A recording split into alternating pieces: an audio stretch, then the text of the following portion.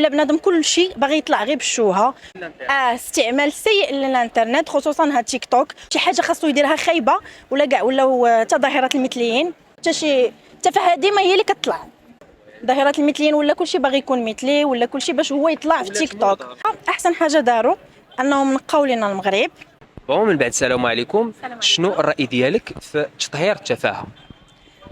انا جو بونس تظهير التفاهه احسن حاجه داروا انهم نقاو لنا المغرب، ومع الوقت ان شاء الله حيت المغرب زاد القدام ومنين ينقيو لنا هذا الشيء غيزيد ان شاء الله القدام وغادي يتنقاو. وبغينا حنا شي مؤثرين اللي غادي ياثروا على الشعب وعلى اللي طالعين كي كيقولوا هما جيل زاد، ياثروا عليه بشي اثاره زوينه، ماشي بعدك التفاهه. ها تيك توك، ها كل واحد فاش كيهضر في شي موضوع اللي ما عنده حتى شي التفاهه ديما هي اللي كتطلع.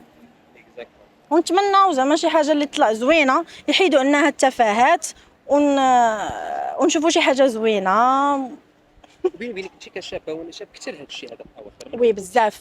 نورمالمون اللي دار هاد الشيء هو الانترنت، واخا زعما حتى انا باقا شابه وهكا، مي الانترنت اثر بزاف على الناس.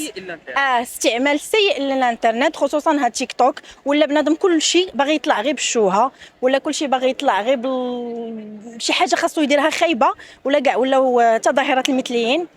ظاهرة المثليين ولا كلشي باغي يكون مثلي ولا كلشي باش هو يطلع في تيك توك. ولات موضه، ولا حتى واحد ما وليتي كتحس بحال عادي صافي. حتى حنا ولينا كندخلوها لراسنا، كتقولي صافي سي بون، كتشوفي شحال هادي كنا كنشوفو غير مثلي غادي، كتبقى تستغرب كتقول شنو هذا. دابا وليتي كتشوفها عادي حيت بيان سور ولا تيك توك كلشي كيهضر عليهم، كيعطيوهم قيمه اكثر من قيمتهم. سي بون.